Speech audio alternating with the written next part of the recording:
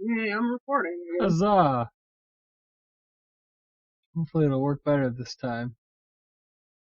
Yes. Yes. Indubitably doobly. Indubitably, my good sir. Wrinkle what? He doesn't know. He just needs your love and attention. Okay, number one. Now what are we going to talk about? I have no idea. Go lay down. You need out?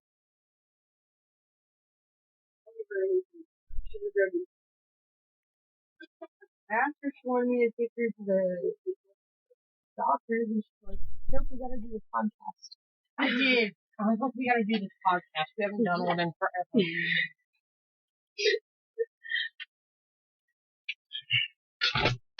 So, do we have to talk about all of it all over again? I don't know what we're going to talk about now.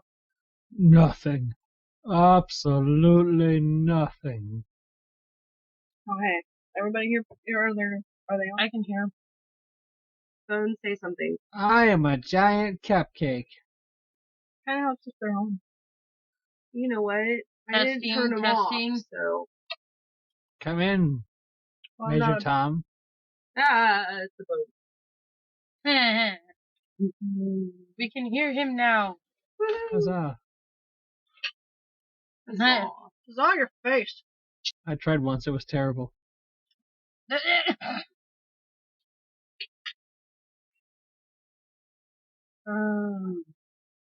He's intent. He's in something. Just scrolling around on the internet. You look like you are highly interested in something. No, it's just general screwing around first. Oh, okay. I haven't learned all of the bonus spaces yet. I'm playing with that stupid web There's a app that lot Kiki of knows I love so much. Oh, speaking of web apps, I gotta find a new thing to read. Is everybody's body exploding? My shoulder exploded. No, I think I'm just hungry. I'm so food. Hell, even I had Mac and Don's before we started. Yeah, we assumed that was food, because otherwise we have no idea what that is. McDonald's? I was like, it's probably a restaurant. McDonald's. Oh, McDonald's! You know, that crossed my mind too, but I didn't say anything because I was like, no, that'd be stupid. I thought like, you know, in general, I was like, no, it can't be that obvious. Well, we had a lovely conversation and whatnot, and then it turned out we weren't recording. So yeah, that was a really good conversation. And most of us can't remember what we were talking about, so wasn't that worrying of them. We talked about the law thing, which was stupid, but we had a really good conversation about it. And then somehow we got into how deers were assholes. Well, we could try to start it again, because I have no idea what else we're going to talk about. As a somewhat newbie manga reader, what would you suggest that she read? Oh, there we go. We can start that conversation. I read Mars, but I already read through it. And I really did enjoy that one. You probably read more manga than I do. Really? Yeah. Oh. Hello and welcome to take 2 of episode 63 of the super happy fun Jabbertron tea party with Kiki, Bones, Faith, and Grieve. Just for the record, I do not follow Isaac Asimov's 3 laws of robotics. None of us do. In other news, special needs student forced to remove letter jacket after parents complained he didn't actually earn it. What? What the Michael fuck? Kelly is a special needs student at Wichita East High School in Kansas. Like most Kansasans, he loves basketball and plays in a league. His parents are proud of his dedication to the game, and so they bought him a letter jacket that he wore with pride. Until this week. A parent at the school was upset that he was wearing the letter jacket. Son was asked to take the jacket off and given a sweatshirt instead. The school claimed this was the policy, but the athletic director for the entire district said it is not policy. Because, yeah, if you can just freely purchase the jacket, then you can't dictate who can and can't wear it. Exactly. And I'm sorry, but some people letter in stupid crap.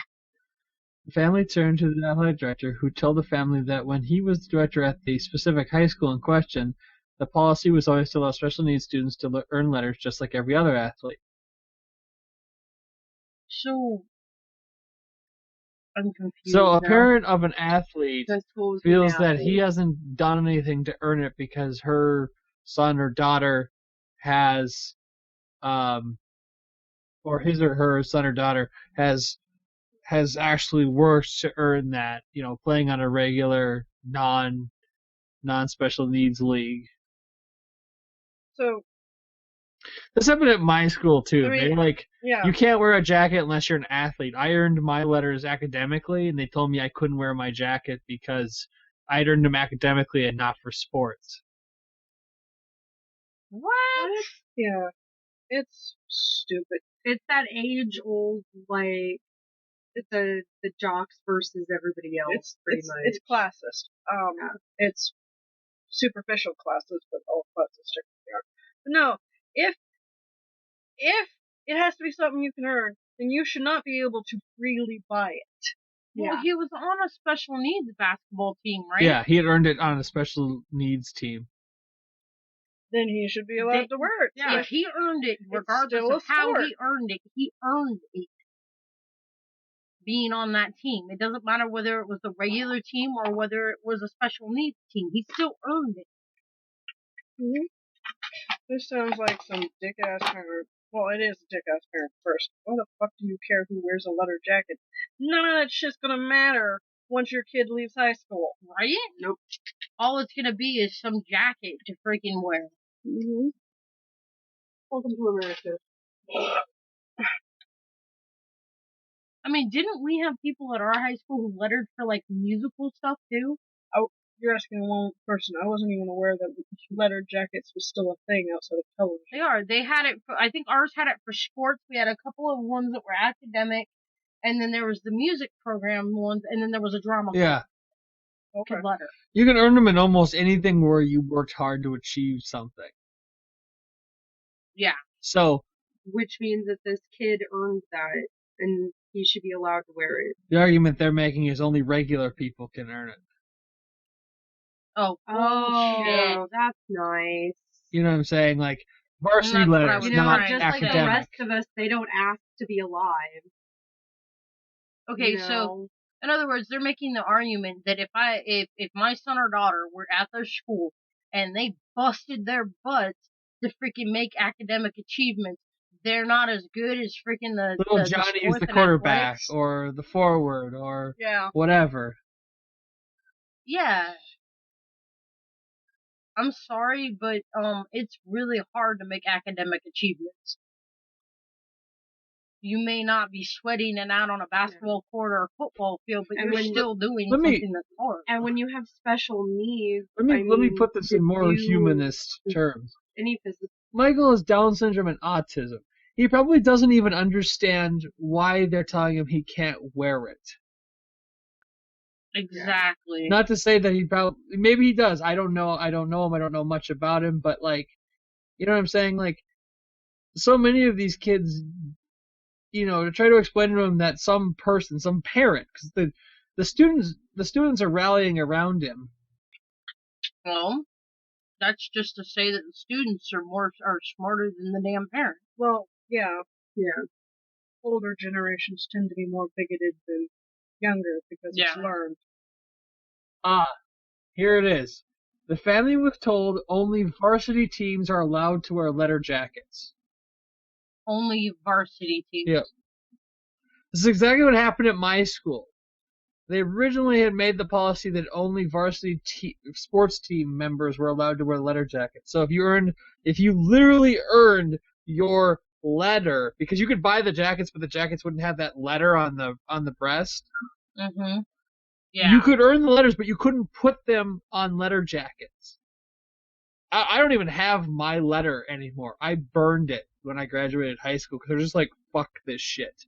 Fuck all of you. Yeah.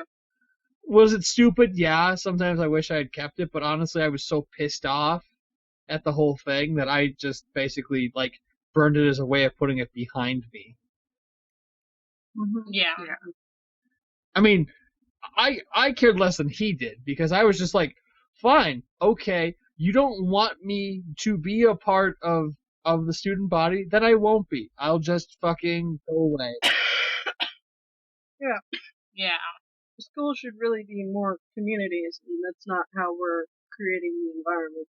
And we wonder why bullying is so prevalent, because we're literally teaching them that some are better than others. Yeah. Exactly. I mean, I'm all for, the sports and the competition because it does teach us teamwork and it does teach us reaching a hard worked for goal. Yeah. But what they allow to happen is for kids to be excluded because they're different, for other kids to like pick on them instead of teaching the bullies like more adult consequences, like, well, it's like you get things taken away from when you're an adult. Yeah. If you're in an office space and you're bullying a coworker, you get write-ups, you eventually get fired, and that's what they should do more of in schools is consequences, like the jocks or whoever bullying suspend them from or the team something. or something. Yeah, you have to sit on the bench for 2 games because you did this. Or you've done this so often, you're not on this team anymore. Kiki. And how about my experience at my workplace? Oh.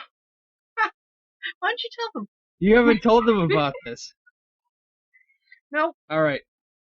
So there's another part-time salesperson in my department.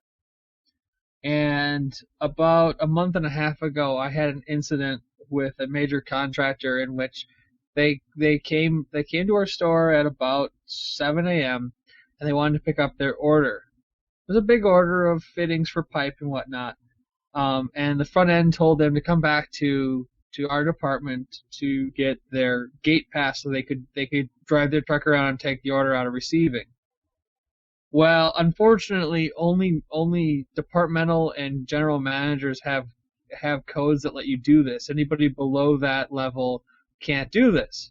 The guy walked up to my desk and asked if he could do it. I say, no, I can't do it, but I'll take you back up front, and the front end manager can do it, or I can call the general manager over and he can print one out. Because this is sort of in the morning. None of the managers are on duty yet. It's like they don't come on duty till about 9 or 10 o'clock in the morning.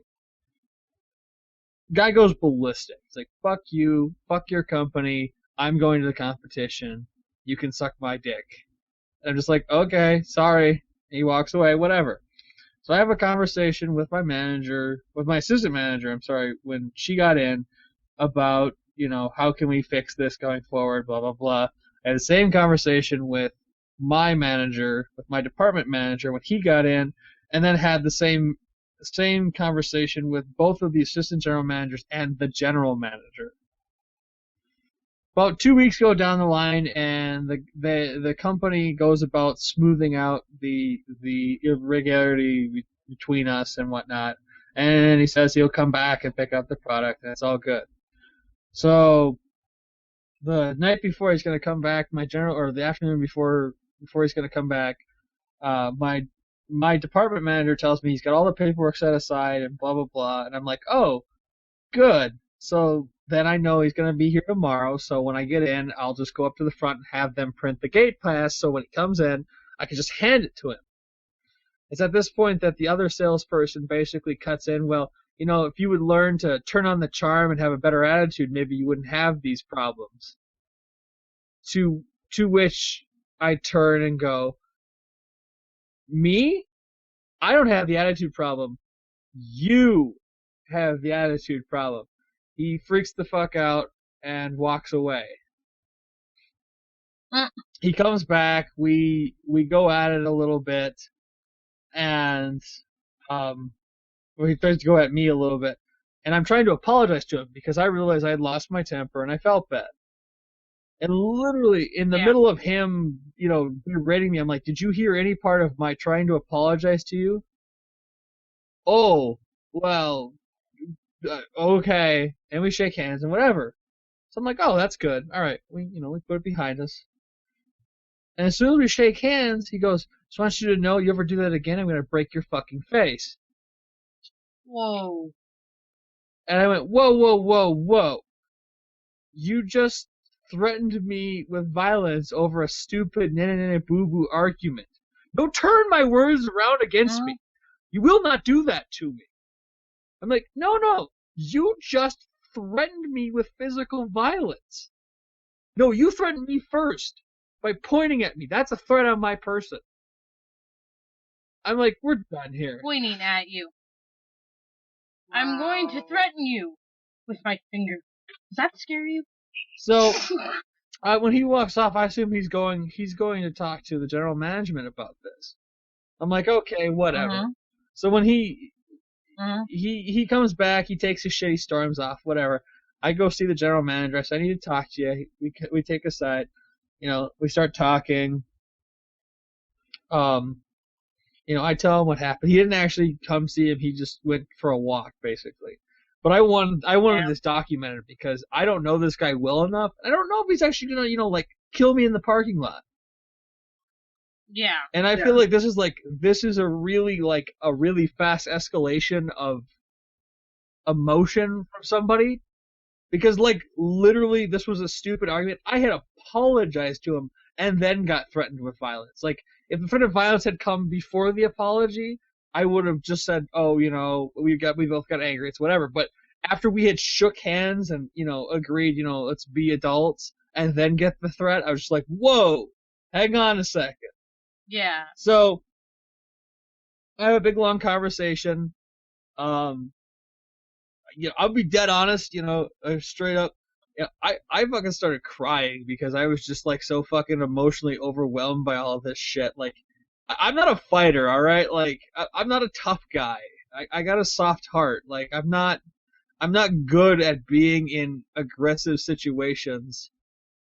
And so we have this big, long conversation with the assistant GMs and the GM and this, that, and the other thing. And he tries to sort it out. And the next day, the guy says basically categorically that everything I've said is a lie, that I was the one threatening him, and, he never threatened me. He doesn't know what I'm talking about. He never made any threats against me. I was the one making threats on his person. Unfortunately, what he hadn't considered was that my department manager was standing right there when this was going down. Oh.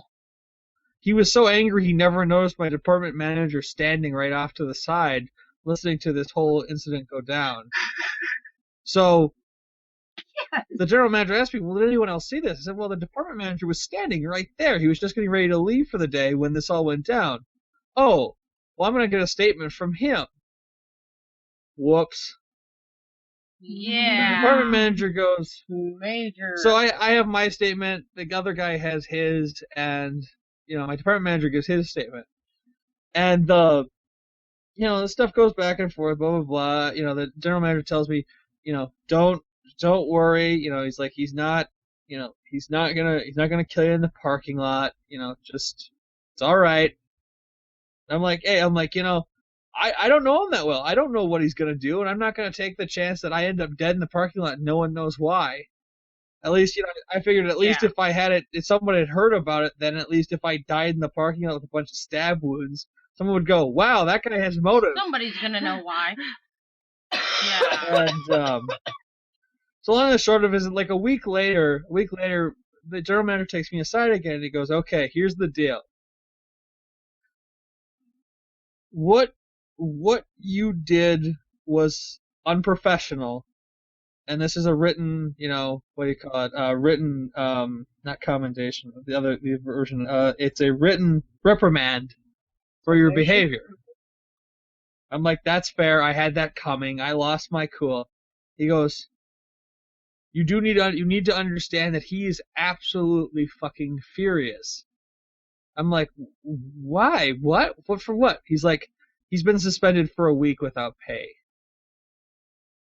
Ooh, he feels that you had that coming, not him. He is an idiot. Yeah. Wow. So when he came back, basically he just acts like I'm not even there, like I don't even exist, which is like the best thing I could have hoped for. Yeah. Yeah. Kind of childish, but The guy is absolutely hilarious. Like, you need to understand, I hold no bad feelings for him whatsoever. I could give a shit. Like, all of this is on him. It's not on me. But this all came out of the fact that there was this whole bullying action going on because he's getting all in my face, and I wouldn't have any part of it. Like, I jumped right back at him, and he wasn't ready for it. And I caught him completely off guard because every time he tried to bully me, I was right there ready for him. And I got in his face, and I didn't feel bad about it. You know what? It was unprofessional, and I know I shouldn't have done it, but I wasn't going to be intimidated. I took him right to the boards. And I told Kiki this. I said, I got bullied my entire childhood. It's not going to happen as an adult. I don't give a shit what the consequences are. Somebody tries to bully me or anyone and I see anyone getting bullied, I'm going to go toe-to-toe with these people. Yeah. I will not stand for it. I will not watch good people be pushed around by assholes. Mm-hmm. Exactly. I have no fear. We have a thing with one of the ladies that got promoted from cashier to customer service. She has like a giant chip on her shoulder. Nobody knows why. Nobody really gives a fuck. We're supposed to be working and we're supposed to all be working together. Well, everyone that's younger than her, she's pretty much talking down to all of us. And, treating us like children, which they wouldn't, like our bosses and stuff wouldn't have that big of a problem with if it was just other cashiers because, they don't really care. But she's doing it to her superiors because we have a lot of our immediate superiors are younger than some of us because, just like me, other people, kind of started there late in life. And she just talking down, being aggressive about random things, complaining where there is no need to complain, and over exaggerating and just making shit up, and everyone's caught her in a lie and an exaggeration, and they're just like currently building stuff up against her because when you only have like 5 immediate supervisors for the front, and she's already pissed off 3 out of the 5, and the other 2 are getting ready to fall into the same category, she's screwed. I want you to tell but she blames the rest of us. I want you to tell me which one this is when we get there, because I think that has she been there for a while? The older two-toned lady. Has she been there for a while? At least last year. Yeah, I don't know. Well, because if she was there when I was there, yeah, I think I know who you're talking about, because there was one person when I was working, I can't remember where I was working. She wouldn't have been there when you were there. Okay. Well, she just reminded me of this one that, I think it was a garden center, in fact. There was an older lady that worked in there, and she got really pissed off when I went in there because the department manager had been doing, she worked garden at another store, like not a different company, you know what I mean? And then ended up working for Walmart, and everybody was telling me how much of a bitch she was to work for and everything, but I got along with her just by doing my job, and she decided that I was a hard. Huh? I would say you have no idea how well I know this. Okay, so when I started with my company, right? They tell me I started in the electrical department. They told me the guy who was the manager was a complete jerk. He's just a total bastard. Mm-hmm. He's a cranky old fart, and he doesn't get along with anybody. I started as like seasonal part time because I got hired like in like the beginning of December, and within 2 hours I got a permanent part time. I went permanent part time. Yeah. And but it's just the thing. This department manager took me under a Yeah, wing to make me exactly. a department manager, and that's what pissed the other one off. And I'm like, well, maybe if you had done your job and, like, you know, helped out with other people's crap like I had been doing, you wouldn't think she was such a bitch. Here was the best part. So I do this for a couple weeks, and then I have my follow-up meeting or whatever after I've been there for a couple weeks. They do like the new employee meeting. And I make such an impression on the general manager that he comes over and says, well, hey, he goes, we got a full-time position that's open in plumbing next door, and we need somebody. Are you interested? And I'm like, oh, yeah, sure, why not? Whatever. And I'm told, oh, yeah, well, you thought the electrical guy was bad. The guy in plumbing's just a complete monster, man. He's just a bastard. He's just a total jerk. He's the nicest dude I've ever met in my entire life. He's totally, like, he's never been anything if not kind and polite to me. And I'm just like, they're like, oh, and we have an inventory controller. Basically, she just like goes around and makes sure all our inventory's on track and stuff is marked and blah blah blah. Yeah. Oh, she's a bitch. She's so hard to get along with. She's like my mother. Like, when I have problems, I go see her. If there's something I need to, like, we have these sheets we get every morning that tell us stuff that's like not right in our department for like inventory and shit. If there's something like I don't know where it is, I go see her. I'm like, hey, how's it going? I'm trying to find this. Oh yeah, follow me. It's right over here. We'll get it all figured out. I have no idea what people are talking about. Everyone who's told me that this person's a jerk or an asshole, no problem. People tell me, oh, he's the nicest guy. Total bastards. They told me that about the guy that I got in the fight with. Oh, he's the nicest guy. Gets along with everybody. Been in a fight with everyone in my department. Everyone. Yeah. It's because you're not playing their game, because we learn these social interactions when we go to school, and then we don't develop out of them, which is why work is still like high school. And we're taught that it's normal and acceptable to rebel against authority, but not in any like realistic manner.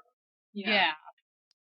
So a lot of people end up just being shitheads who are like, I'm somehow better than all of you, even though I'm shit and don't really do all that much work, and you're clearly everybody else is a dick. Sounds like half my crew. Oh yeah.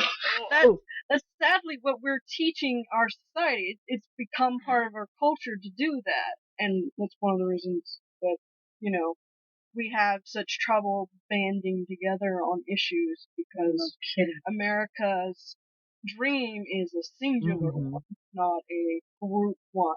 But we're all Americans. Exactly. Oh, here's the best part too.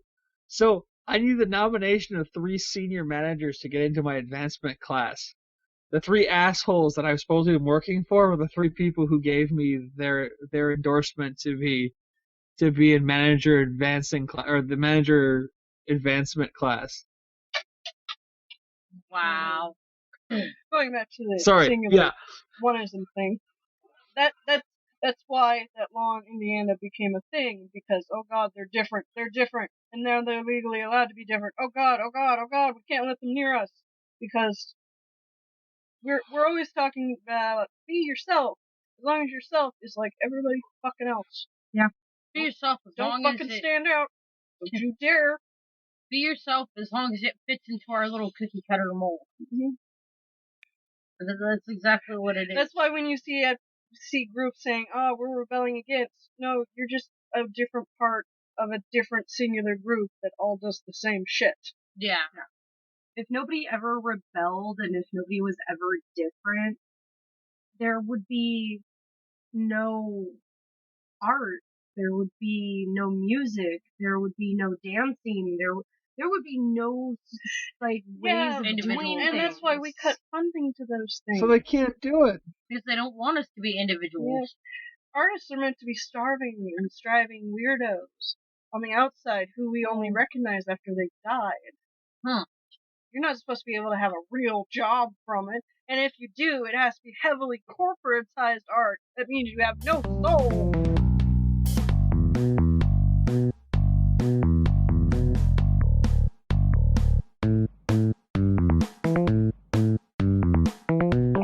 Because, you know, there are... It's not just art. It's a very modernistic society ideal. I'm not saying all modern societies have that, but it's very heavily placated upon us because we've become so capitalistic. Yeah. This isn't a democracy. Wouldn't that be nice? Aren't we supposed to be a democracy? No, that's also why we get scared when other countries try to become a democracy, because they want to become real democracies, not democracies like ours, which means they will undermine any, trading or war effort or business things we're doing in their country. We're not a democracy, we're a just, republic. build a rocket and shoot into space? Because I have a feeling that we'd live better that way. We're more closer to China than we like to say we are. Oh, nice. We really are. We're just slightly more tactful about it. Much more subversive. Who wants to move to Canada? Or wait, it's not Canada anymore. Which one's the better one? England? I don't know. Canada's still good. Everywhere has Anything that's Nordic is generally a good shot in the dark. Yeah. I mean, we could go to, one of the smaller European countries, like the Netherlands or Sweden or something. Not that they don't have their problems, too, because nowhere is perfect, but some places are certainly better. Well, at least... we're still confused at how, universal healthcare is cheaper than what we're doing, when we don't realize that the government has to pay everything on the back end, and there's no set bill limits because we let the industry regulate itself. Because we're idiots. So the guy in the lab just goes, yeah, it costs this much. There's no fucking flat rate. It costs this much to this kind of insurance, or this kind of insurance, or if you're uninsured, then it's going to cost the government, but you'll still be in debt for this amount. We get paid, but we still say you gotta pay us. Let me put this in perspective. My insurance company paid no money to my doctor for the last general visit for an infection. I had a cold or whatever, right? The doctor says, a regular office visit is $200. The insurance company goes, no, it's $90. Okay, it's $90. My bill is $90. The insurance company paid no money to the doctor. They just said, no, it's not $200, it's $90. That's essentially how our insurance companies work. They regulate the system.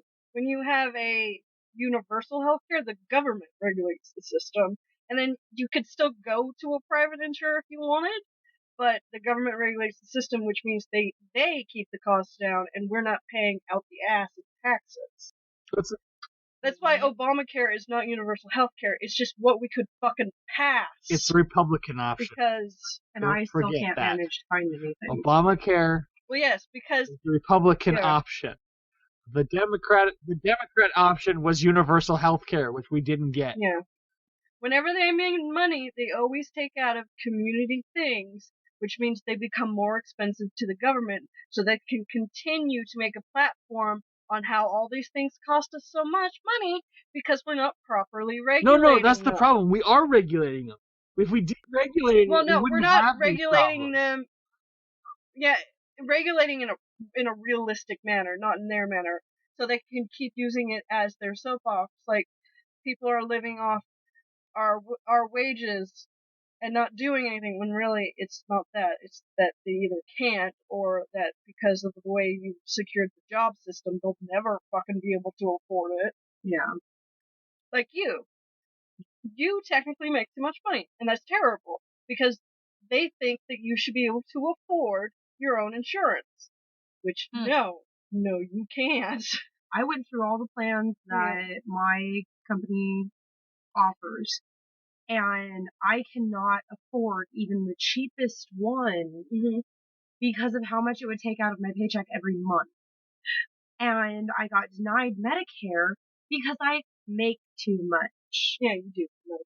Which is And terrible. I don't know where else to look, and I don't have anybody to help me. What was that other one said that they give her a discount on it because of how much she made, but it's still not enough that we can afford to get her health That's why our insurance. system is broken. That's why some people intentionally stay below a certain amount, because if they go too high, they suddenly lose all these things that allow them to function. Like, I'm really worried that if I start making money, I'm going to lose all my health insurance. And then I'm not going to be able to function anymore, which means I'm going to stop making that money. And just but then you'll get your health insurance. Yeah, it's terrible. Well, the other thing, too, is the factor that, okay, like... What are you... I don't know the amount. What are you making right now? What do they pay you? That's actually a very hard question. She doesn't get regular hours. Walmart's... No, that's not the question. That's not the question. You can cut this out. Okay, I make $9.60 an hour, but my hours fluctuate between... She could get 16 No. hours 1 week. I didn't ask how many hours she... Yeah. What is the hourly rate?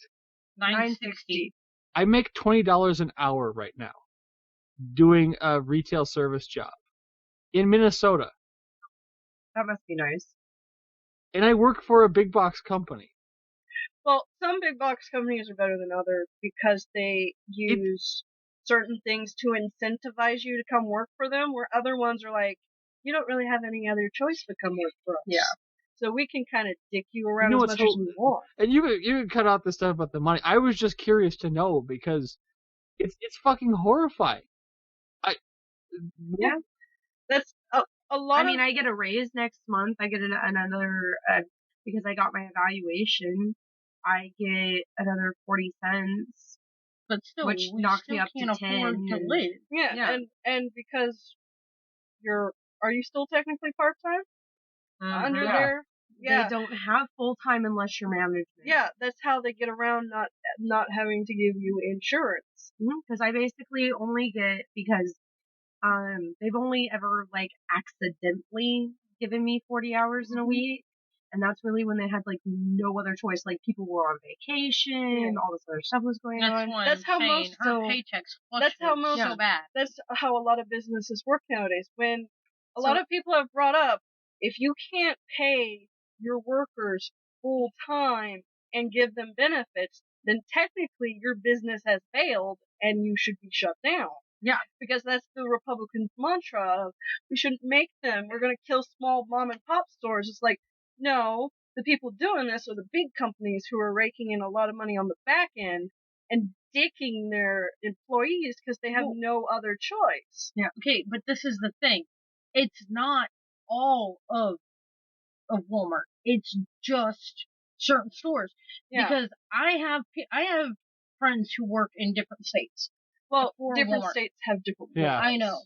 But they're trying, and even in California. Yeah. Because there are so many places. I mean, I have to travel with my job to different places and everything. Just the store I was in yesterday, there were plenty of full-time associates.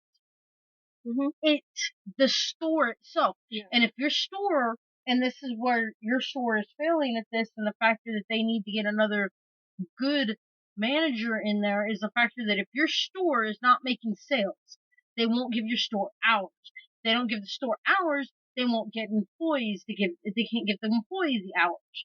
Which means, and in essence, your store is not making enough sales for them to give you money.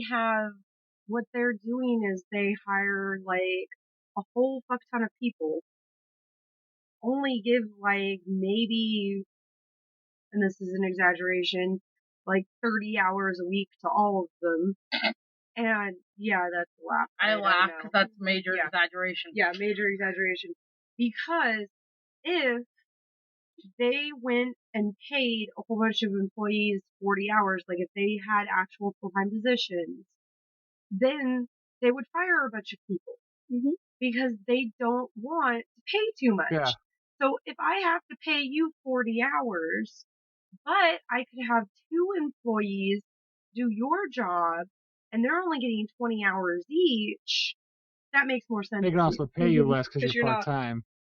Yeah, Exactly. that, and they don't have to pay your back-end options, which is terrible. Yeah. Which is why Costco's such a great company. Yeah, I wish I could have gotten in there. They wouldn't hire Yeah. me. But Costco, and this is the sad part about it is, and it's pretty much everywhere I've ever heard, is Costco, you cannot get a job unless you know somebody. Well, yeah, that's probably because Costco's been around long enough that there's probably been generations of the same family that nepotism is in effect. And that's not like the corporation's fault, that's a societal issue. Yeah. But, and sadly, for many people, nepotism is sometimes the only way you're going to get a job.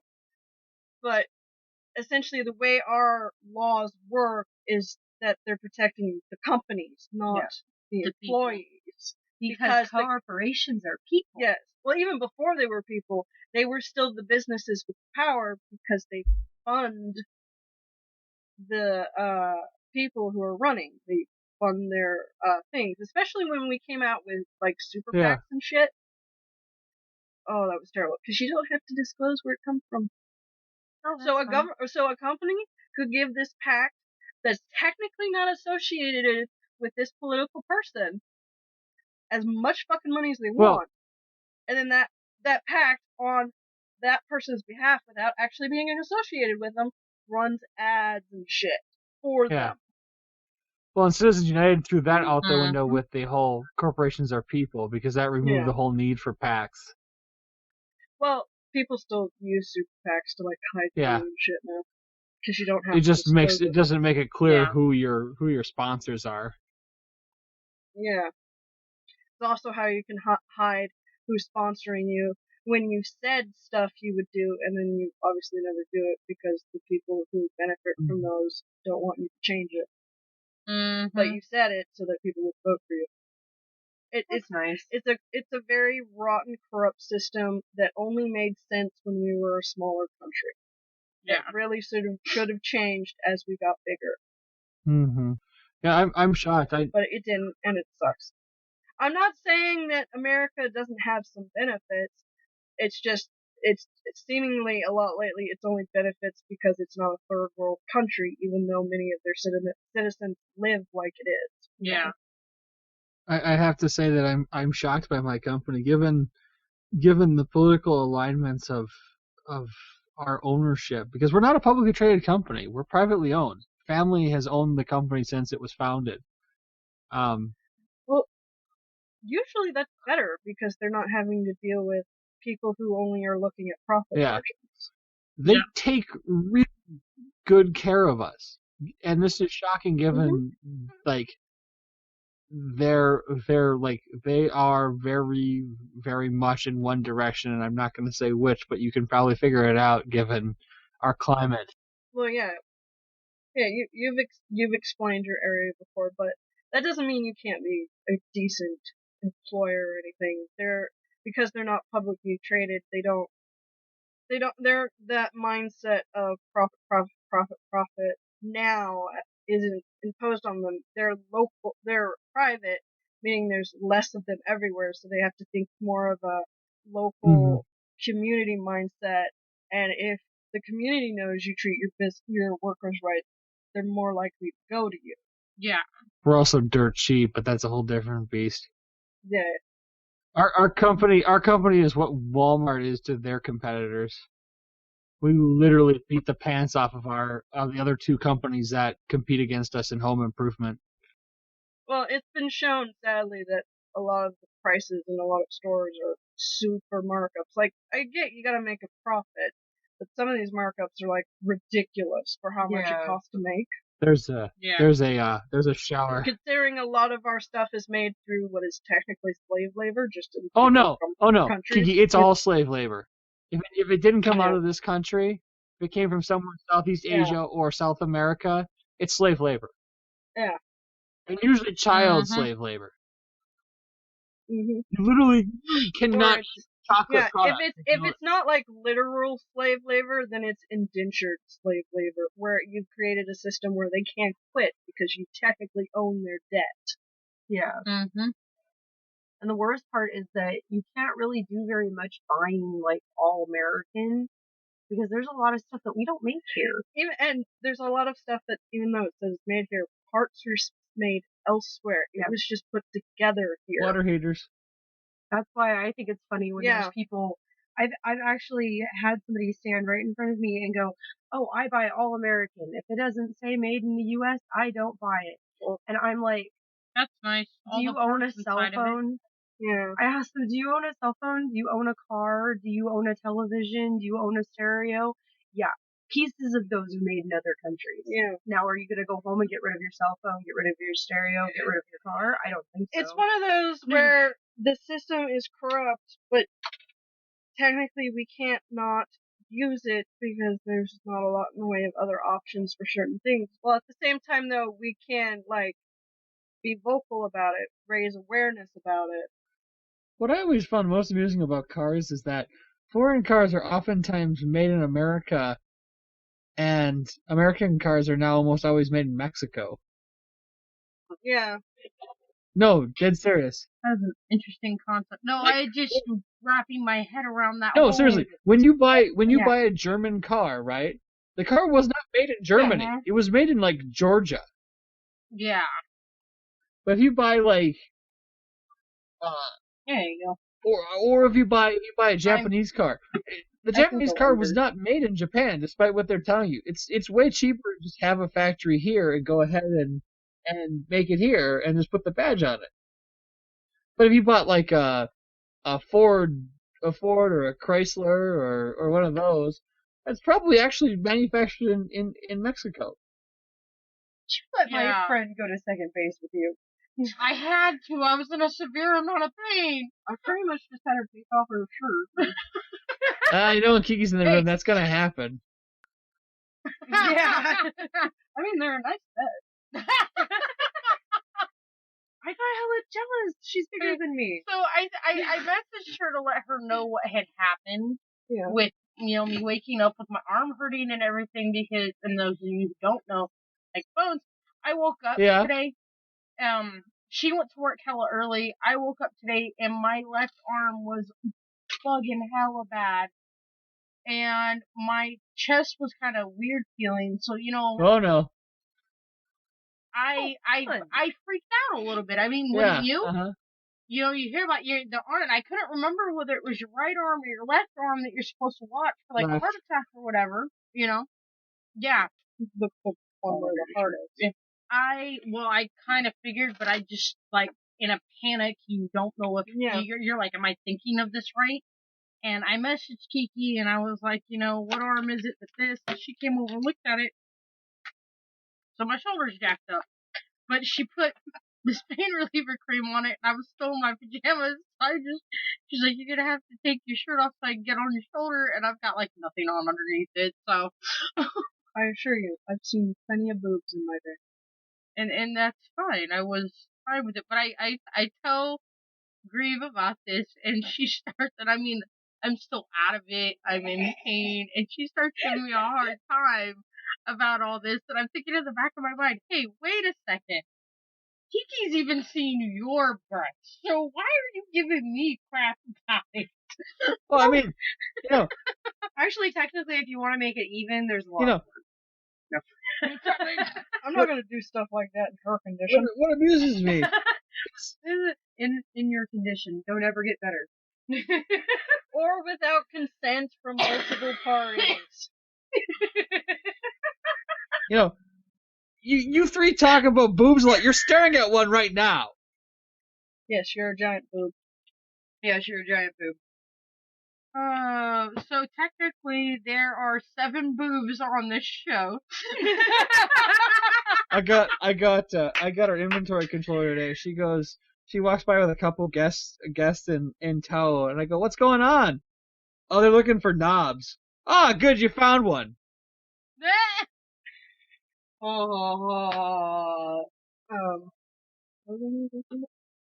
I think I was going to talk about how society breeds bullies, but now I can't remember. Those are I think we've already kind of proven that one, like, in reality. Yeah. A lot of Yeah. America's ills are from the way our society is built and the perpetuation of it, and then, like, you go, yeah, I mean, technically from a violence standpoint, it's better, but we're just still full of bigotry and hate, and we've learned to cause malice through other manners that are, sneakier, and we unintentionally or without thinking it do and say things that are technically horrific without thinking about it until it's like brought to light or it happens to you. And even if it happens to you, it's only because it happened to you that it's suddenly malicious. Yeah. We're a very blinded society. There's a lot of cognitive dissonance going around. We're a very selfish society, too. Because we're taught to be. The American Yeah. dream is you. You. It's not about other people. Even though, in order for a society to function, it needs to be us. We're social group creatures. Some are more like they need to be there than others, extrovert, introverts, but still, majoritively, unless you have some psychological issues, and even then, you need other people. Whether or not you need physical help, you need the emotional support. It does not have to be romantic support, because that's also what we do. We highly elevate romance over any other sort of love, because again, that's a you thing. And it breeds more bigotry and whatnot, because it's only one type of romantic love, and how dare they not give your love back or whatever. Going back to like the friend zone and shit, but yes, it's a people listening out there, don't become sociology majors. You will just make yourself sad. Because you'll learn about the evils and how there's almost nothing you can do about it. Yep. Other than enlighten some and hope that enlightenment passes on to their children. Hope. What do we do now, Assuming they Vice have it. Commander? We die, Ensign. Yeah. Because people think they understand things so clearly when they really don't, because they've been taught misinterpretations or flat out lies. Lots of, like I've said it before, lots of college is just unlearning what you learned in school. Yeah. Which is sad, but necessary, especially if if you're in a specific state that that outlawed teaching of certain things, or just doesn't have it on the book that it has to be taught. So many adults are confused about the human body that shouldn't be. I'm not saying you need to know it at like a doctor's level, but our sex education isn't just how to fuck. It's how those things work and the societal contracts involved. We don't teach that. We just teach that sex is scary, don't fuck until you're married, and you're gonna get pregnant and ruin your life. Not anything about consent, how to use protection, the evils of STDs and whatnot, and how sex can be both okay to have and not to have, and how you need to have open and honest relationships, and that it doesn't have to be between just one person, and that you're not a horror slut if you had sex with more than one person, and that the hymen is not this end-all be-all thing of virginity, because every hymen is different. Some girls don't even fucking have them, because it's an unnecessary thing, and some are naturally already perforated. Yeah. It technically, your first time should not hurt as much as people make it out to. It should hurt a little, yes, because you're still breaking something. But usually, it's gonna suck, and if it hurts a lot, you're doing something wrong. Yeah. And see, that's pretty much like the number one thing that I have always thanked my parents for. They were blunt about the realism of it. I got taught from when I asked. Okay? Because I knew from when I was getting towards the age of starting my period, my mom sat me down, both of my parents sat me down with like medical books for diagrams and shit and explained the whole thing to me, because your period pretty much starts a whole of just a whole new world. a whole new world of different stuff. And I got taught about protecting myself, about protecting other people, about, Did you not get one of these? Oh, hell no. Do you know how I learned about sex? I sat in a classroom. Yeah, there are some good sex ed classes out there, but most states Oh, no. Mine don't was require it. Yeah. Mine was the Woodland school system education. And see, when I sat in on that class, I already knew everything that was going on. People were asking me questions. I like Grieve, I had the benefit of well-informed parents, but most people aren't well-informed, so you cannot expect them to inform their children well. Yeah. So it should be part of the education system because it's educational. Yeah, because I swear that is the only reason at all that I have made it to 30 years old without ever accidentally getting pregnant, without ever getting a sexually transmitted disease. That, and we should also teach kids that mistakes can happen even if you do everything right. And it doesn't make you vile or evil. It doesn't make you a slut or whore or anything like there's that. a lot of stigma around sex that we need to get rid of, and we also need to stop upholding virginity as like this beacon of light. That's a social construct. It doesn't started with religion. Yeah, it doesn't mean dick. Well, no, it started with marriage contracts, really. But it doesn't mean dick to your body. Yeah. Oh, see, for me, it was so different because, I had, my sexual education was literally from the school system. And, I mean, because when I think my stepdad may have done it had he been around enough to do it, but one, he died when I was a teenager. Two, when he was still alive, he was too busy trying to keep a roof over our head and food in our mouth to sit down and talk to me. And my mom was just, whatever. But yeah, I never had that sit down talk. And I think that a lot of the things that I've done sexually may have something to do with that. But like you said, all this stuff is being taught, not necessarily, some of it's being taught right, but they're not teaching all of the right things. Yeah. They're not, Well, it's still going to be like 50, 60 years before they even incorporate different kinds of sex. Like, all they teach is heterosexual sex, if they teach it at all. They should incorporate other types so that we also know, because there are people out there that think heterosexual sex is the only way to transmit STDs, and that's not true. It's not true. And I've literally heard a woman say, "I'm a lesbian, I don't have to worry about STDs." Not bullshit. No, that's not how it works. And see, that's where I kind of liked. Technically, I grew up basically having a hippie for a mom and a military guy for a dad. So having the two of them sit there and go, I've seen things, I've done things. Here's what you shouldn't do. Yeah. And here's what's gone on so that you know what can happen. So I got a lot of, like my mom actually broke out and went, yes, this is how other types of relationships have sex. And you can still get this, and you can still get that, and you can protect yourself this way.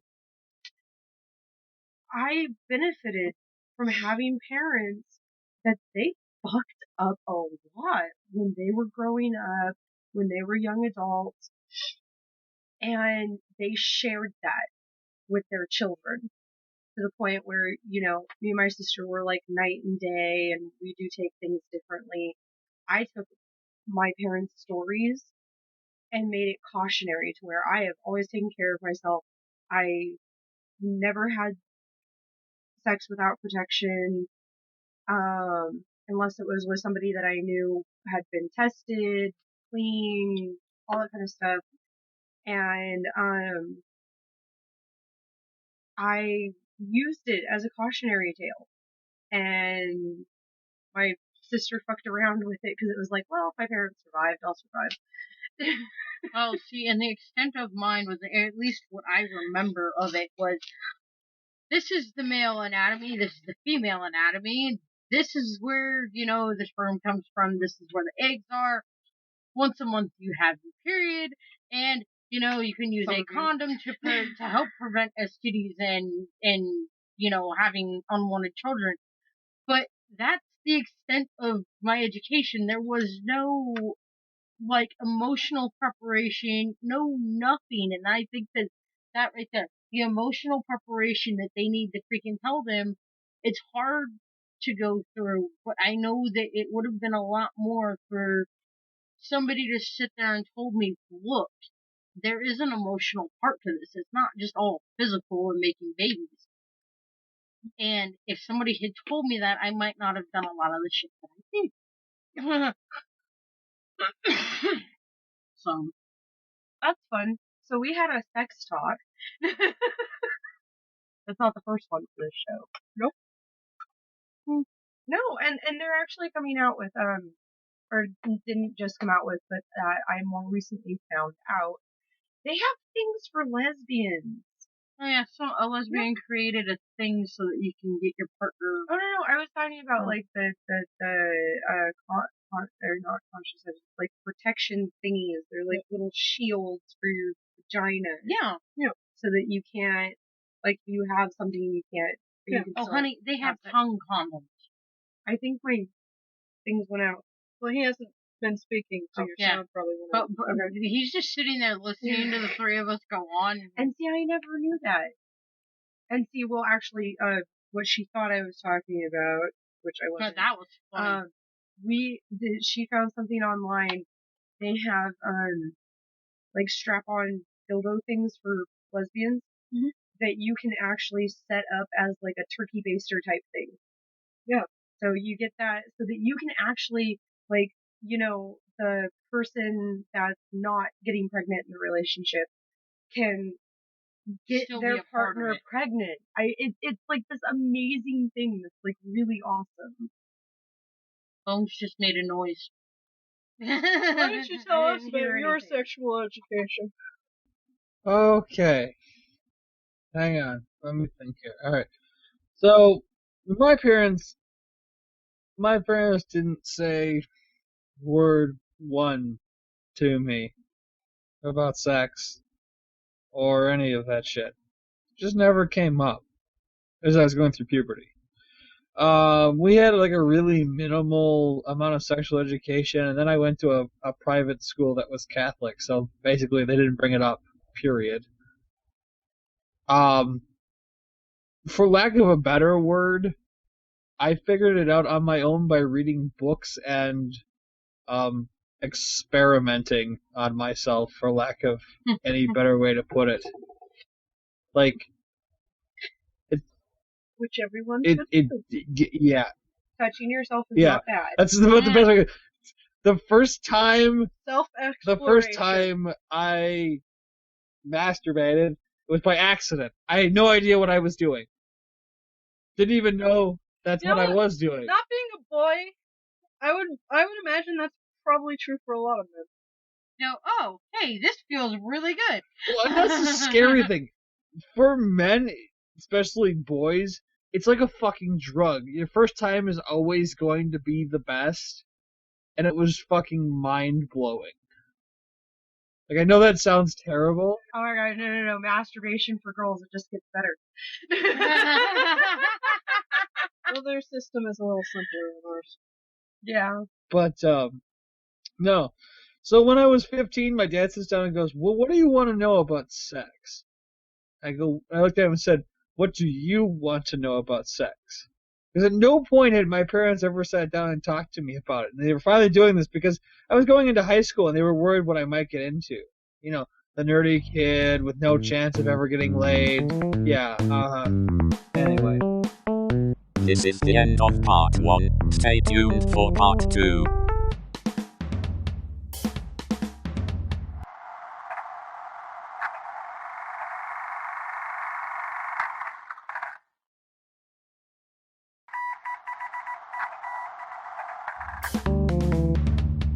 You are now listening to part 2. My dad was legitimately worried that I was going to get laid. I was just like, in hindsight, I think it's hilarious because I am the last person ever. Anyway, So we have this discussion. He's completely shocked by the amount of shit I know. Because I had read just about everything on sexual activity I could get my hands on. I had a library card. I read a lot of shit. I had a library card that let me get access to the Minnesota Central Depository in St. Paul. So I read a lot of shit. I went to the Central Library about once a week for years and just went through everything that any topic that interested me. This was before like internet was like a thing that you could easily get and if high speed was everywhere and shit. This is back when like dial up was the thing. By the time I got to the point where I was like old enough that we had high speed everywhere, like I had, if I was, it's the same way it is now. If I'm interested in something, I just go look it up. The internet is here. I can just be like, oh, I want to know about this thing that interested me, so I go read about it. But the most hilarious and embarrassing thing about my sexual education is that until I was about 22 years old, I had no legitimate idea where, and I'd had human physiology courses, so this is hilarious. I had no idea where, like, where the actual vaginal opening was on a woman's pelvis. And I think I told Kiki this story, and she thought it was absolutely hilarious. Because I just, for some reason, always assumed that it, and I watched porn, okay? Like, it's not like I hadn't seen one, but it just never came up. It's different when you're actually there. Or looking at, I mean, like, if you'd never seen a vagina, you would have to assume it's like, well, my penis only has one hole. Yeah. Well, it's not even that. A guy's junk basically hangs out the front of his pelvis. If we're not including the ass. So.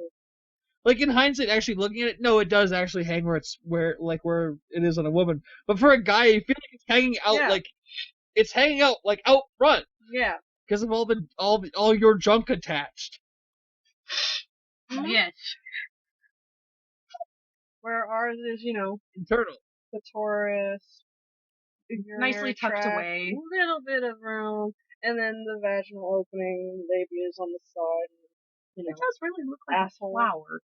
Ass on the other side. Awesome. What? I compared it to his a flower. story reminds me of this girl I was with in Virginia had told me about her first sexual experience, and I don't know if this is gonna help Bones feel better or not, but the dude actually had to call one of her friends to ask her how to do it. I shit you not. What? Yeah, he called one of her friends, a girl, to ask how to use his dick in an essence. Wow. Yeah, well, yeah, because you're like, well, I know it goes in something. Yeah. But, I mean, just to go there, that'll show you that our sexual education in this country is shit, man. I mean, if you're thinking about, like, other mammals, it's like, well, they learn because they can see the older ones doing it. Yeah. That's what porn's for. Yeah. Well, no, but porn lies, because porn is fantasized sex, which is why a lot of people think that the sex they're having is somehow bad, because it doesn't last as long, and you know what we they're need? not getting the thrill. Realistic porn. That should just be sex education. But what's so amusing is, like, everybody has this concept, because like, porno movies are, like, 2 hours long of people fucking almost continuously. And, like, and I know this from experience from watching it be filmed. Like, nobody. Like, if everyone could go that long without spewing their insides out, oh my god. Oh my god. Do you know how much lubricant a woman would need? Yeah, sex education bad. Yeah. We need to make it better. Although, I've promoted the show a couple of times, but I'll do it again because we talked about sex education. And it's sad that it has to exist, but I'm very happy it does. There's a web series on YouTube. It's technically part of Crash Course, which is another good series you should watch because you'll actually learn things as opposed to what you learn in school. But it's called Sexplanation, and it's sex education. Cool. She does a mixture of videos. Some are just on a specific topic. Some are she answers questions that have been put in, and some are about more like social issues regarding sex and consent. I think that's funny because, I was going through one of these things, because I'm a dumb girl, I read cosmopolitan. There was some little thing where they had asked, like a couple of hundred women and a couple of hundred men pretty much what their idea of consent was. Oh god, yeah, I remember that. And there's like this tiny portion of men who actually agree with the whole no means no. Yeah. Yeah, even if she says yes in the beginning, the second she says no, you back the fuck off. Because they've been taught a different concept of consent. Yeah, and then there's people who don't understand that there's actually a point where men have the right to say, okay, I don't want to do this anymore. Just because my penis is erect doesn't mean I want to do it. There's also that issue. Like, we've been taught that because the body says yes, they said yes, which is why a lot of people say that I didn't rape her, she orgasmed. It's like, there's a disconnect. Her body does not control the thing. She said no. Yeah. And that's just the way that our bodies work. You do something to something and something's going to happen. Yeah, that's why America has a big rape culture. And it shouldn't be fucking news to anybody who listens to this, because I've raved about it before, which is why we ask questions like, what were you wearing, or did you leave them on? That shouldn't matter. I should be able to walk down the street with nothing on and still be able to say no. Yeah. Yeah. Just because you're a sex worker doesn't mean you can't say no. Yeah. Or just because you're married You ever doesn't notice that it's never, when sex workers are killed, it's never 2 women were killed, it's 2 prostitutes were killed? Yeah, because they're suddenly not women, because they are sex workers. They had their humanity removed. They're not human. Yeah. Yeah. And then there's a lot of people who don't believe in the whole, like, a man can be raped. Yeah, which anybody can be raped. Yeah. And there are different kinds of rape. Just because just because, like, they used objects doesn't not make it any less rape. Yeah. It's consent means that they've consented, and they've consented through the entire process. Which is why 50 Shades of Grey is terrible, because it shows BDSM in a terrible light, because it just shows it as a horribly abusive relationship. And it has fantasized it as something good. Yeah. Where, no, BDSM is very big on consent. It's a fantasy play they're playing. Yeah. And after the fact, there's a lot of making sure everybody's alright, making sure everything was okay, and even during the process, you can say the safety word and it stops. Yeah. If it doesn't, that's no longer a safe relationship. That's abuse, and you need to get the fuck out. The whole shit around that sexual scene is about building trust with your partner. At least that's the way I always understood. I mean, I'm not into it, but like, it always seemed like it was this game of, learning to trust each other to do crazy things so that, like, your relationship grows deeper. That it is. Which is why I think that's one of the reasons why people are so iffy about it, because they don't actually know how to trust people. Yeah. Where BDSM culture and many sexual subcultures require a lot of trust, which sex in general should. Even if it's just a one-night stand kind of thing, I should be able to trust this other human being to understand what consent is. But our culture is so oriented on male-dominated, but not always, because rape can still happen in male, but we're still a patriarchy society, which is why men can't be raped, because they're superior. It's an issue of the patriarchy. It's not because they're not women, it's because the patriarchy says that they weren't raped because only wimps get raped, and they're no longer men, or sort of thing. But that my culture should be able to allow my society to give me that freedom. Yeah. But it doesn't. It breeds, essentially tyranny, and, leads to abusive relationships, and, bad sexual experiences, and people who are walking out there who have been raped by people who will never be punished for it. Yeah. Because either nobody believed them, the culture is so victim blaming that they never went to the authorities because their life would be destroyed, even though it already has been, or because the person was so influential that they've been labeled a liar. Yeah. So, I mean, even if you have all the evidence that says so, because you wore a skirt, it's your fault. Yeah. Even though that skirt could be the longest thing ever, it's like literally it does not matter what the person is wearing. Rape happens not because of the victim. Yeah. But she was asking for it. Not only that, it comes down to like a lot of people who get off on crime. What am I trying to say? Overpowering? No, people who get away with crimes. I mean, whether it be rape or anything else. Unfortunately, our justice system is just like our government. Money is power. Yeah. The person who can afford the better lawyer or defense system is going to be the winner. Or who, has influential parents will probably never actually see a trial.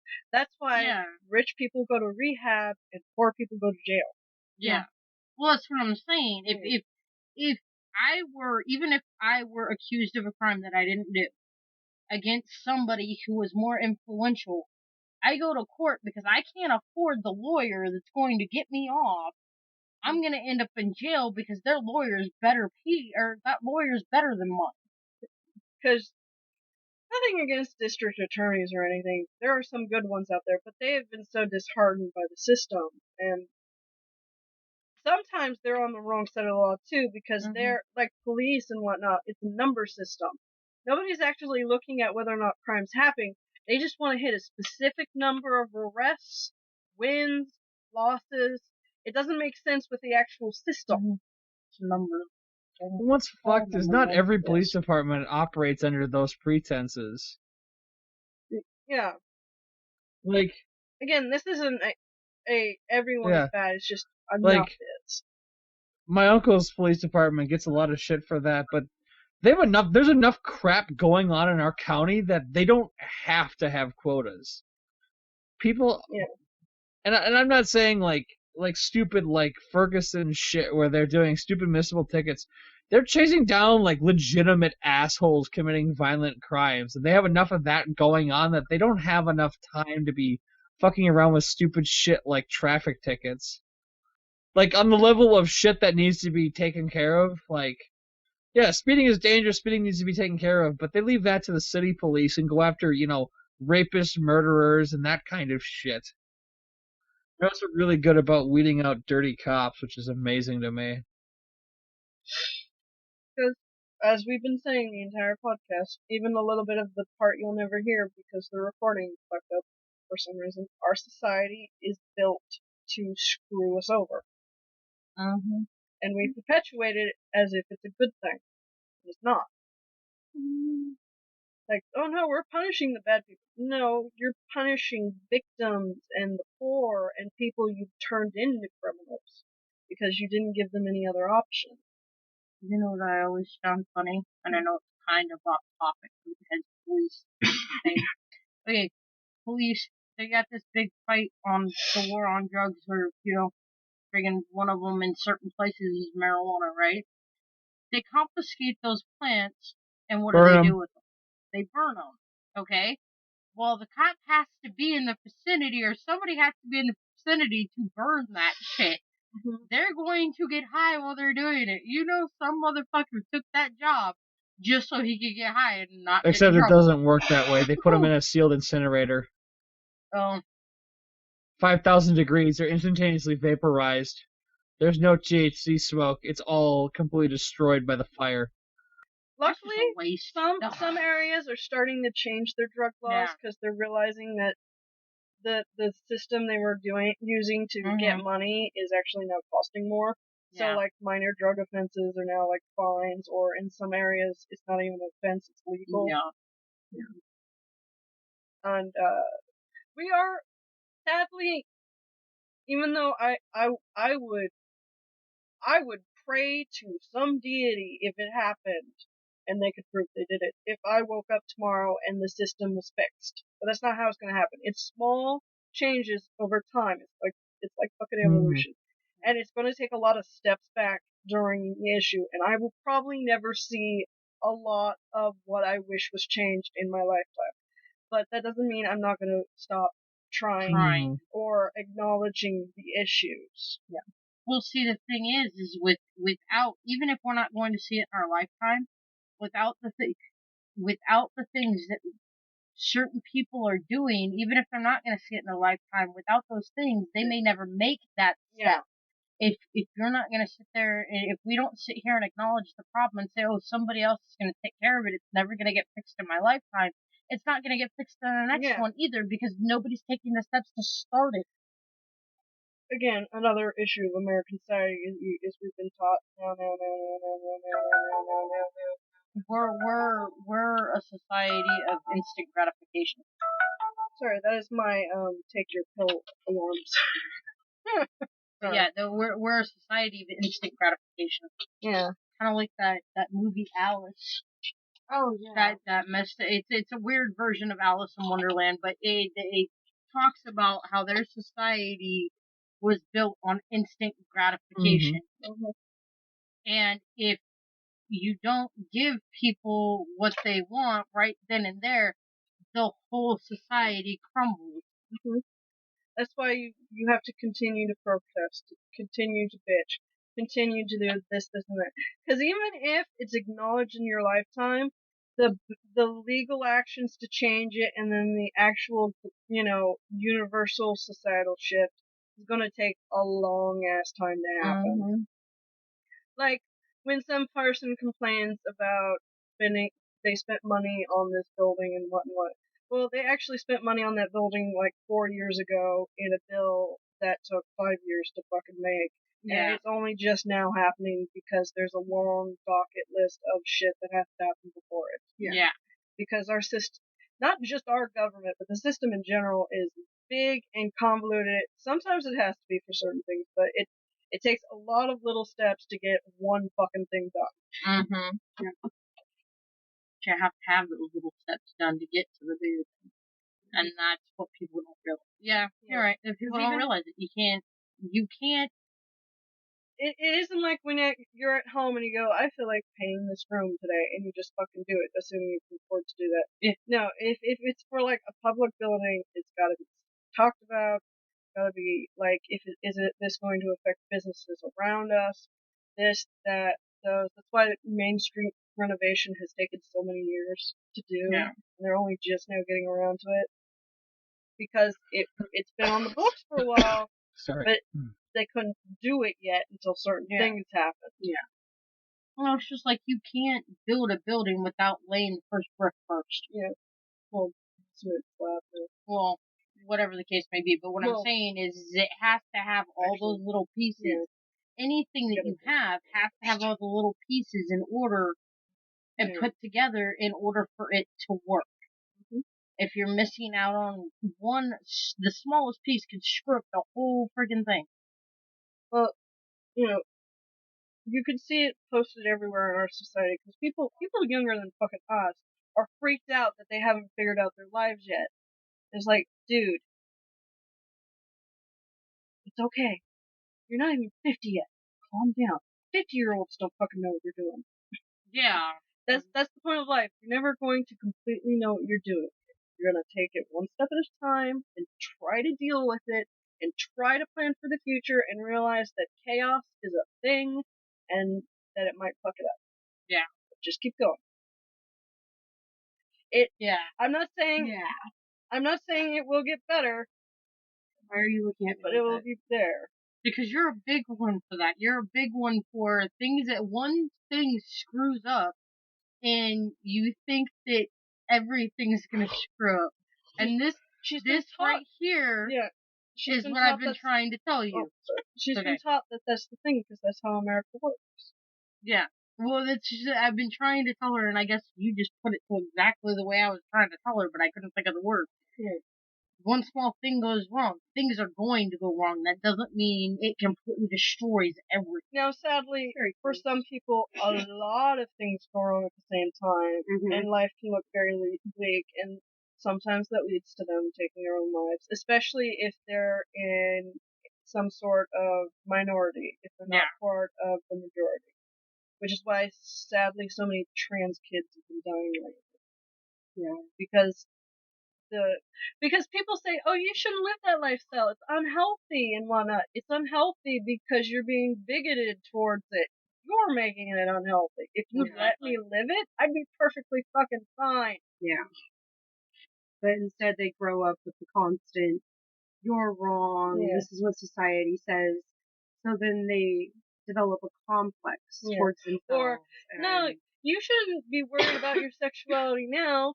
Well, you weren't saying this to the kids who know that they're heterosexual. Why am I being suddenly outed? Yeah. Shouldn't I be allowed to explore too?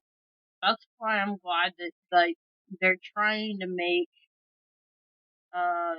at least as they were a while ago, trying to make it to where it was illegal for the psychiatry that's supposed to be reprogramming them to be straight. California banned the essentially straight cure or church reprogramming because it's essentially torture and there's no scientific evidence and it's done unconsensually usually. Yeah. But that's what I'm saying. I'm glad that they did that you can't do that anymore because there's so many people. I know somebody who was sent to a person or to a place to be reprogrammed. It didn't work.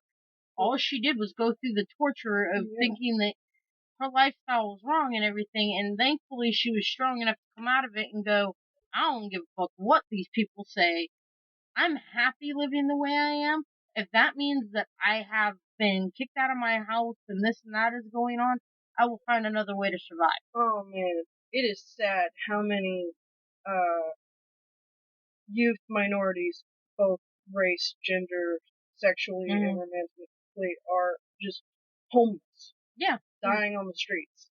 Me, thankfully enough, I had my grandparents who were there to take me in, essentially. But yeah, my mom. I did it the other way. I just didn't say anything until I was taking care of myself. Well, yeah, that's why a lot of people decide to stay in the closet. And that's also why you should never out someone.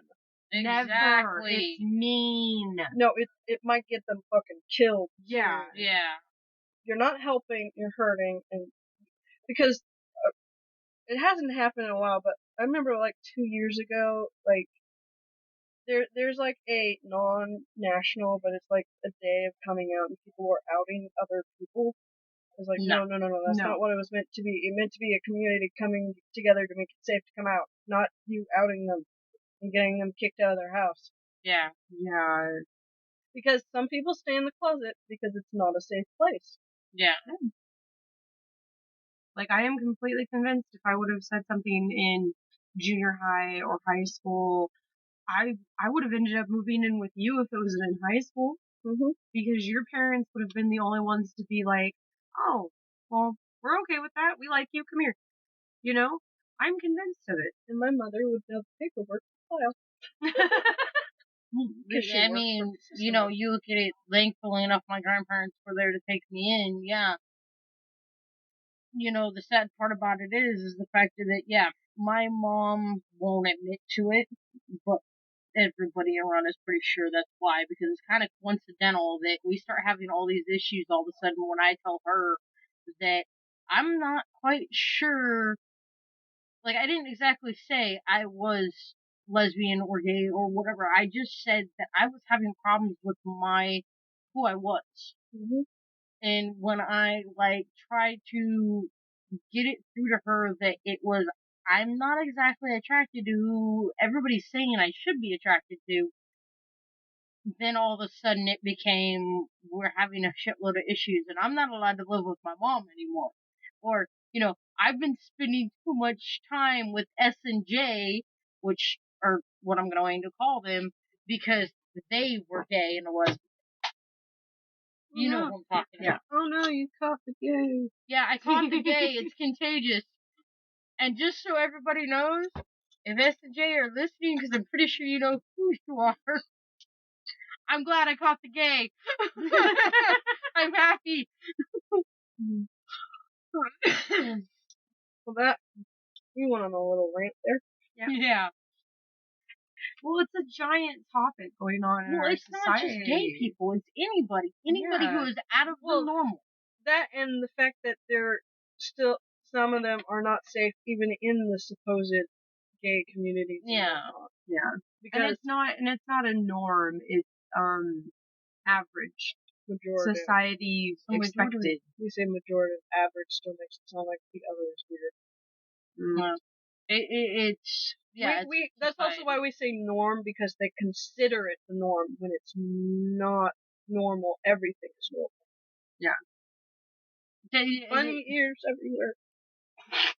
If there was an actual, Webster Dictionary normal person, there would have to be a shit ton of people walking around looking the same, acting the same, all this other stuff. And the reality of things is no matter how many people you put in a room that have the same thing, there's something different about all of them. What's the matter, Cupcake?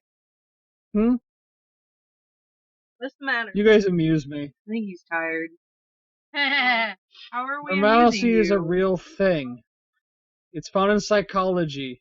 Kiki can look it up and see it. It's based off of No, what I'm you not- see in a majority of the human population in a country. I'm talking from a stigma standpoint, not from a technical standpoint. I'm talking about the stigmatization of normal. That's because it's all based off of psychological normal. Yeah, I'm not saying that there isn't a normal. I'm saying because majority means that that's the norm. That's how statistics work. I'm saying the stigmatization of the word is why we use certain other words, because we're trying to disassociate from You're pulling the people who don't belong in the line of normalcy out of the group that you consider normal. They're outliers. We had this conversation this morning. I was talking about how I think it's silly that they're targeting what I would call sexual outliers when they're basically as rare as unicorns in the human population. Like the amount of people I see who are actively showing signs of being different from the herd are so rare that it might as well not even be an issue.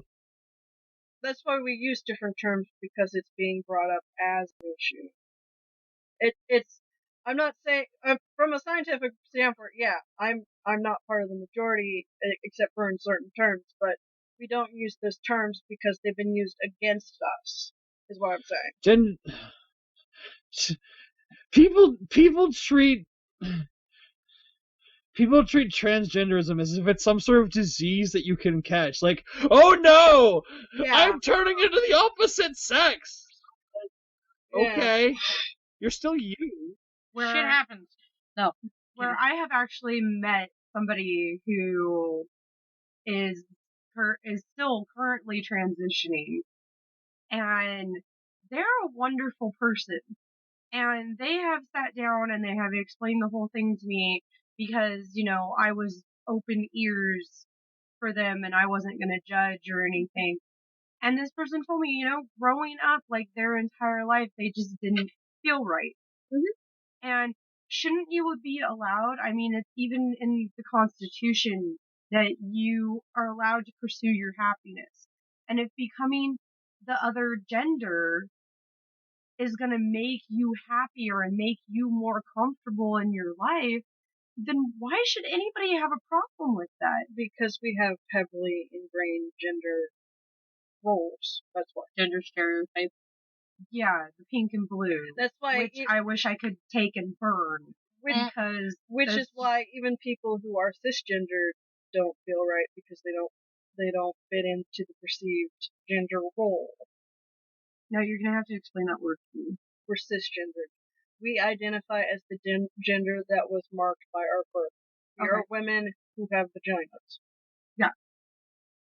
Because we have XX chromosomes. Mm-hmm. Whereas he is a male, he has a penis, he is a man. Yeah. That's cisgender. Trans is the other Latin word, which means, which means across the way. So it means that we're part of the same river, but they're on the other side. Yeah. But we're all human. Then, of course, there's also people who are gender fluid or agendered. And then there are different kinds of trans, people who require surgery and people who don't. Because it depends on your level of body dysmorphism. Some people just want to present as what they perceive is their right body look. So they only need hormones. Some people need the full transformation, so they need surgery.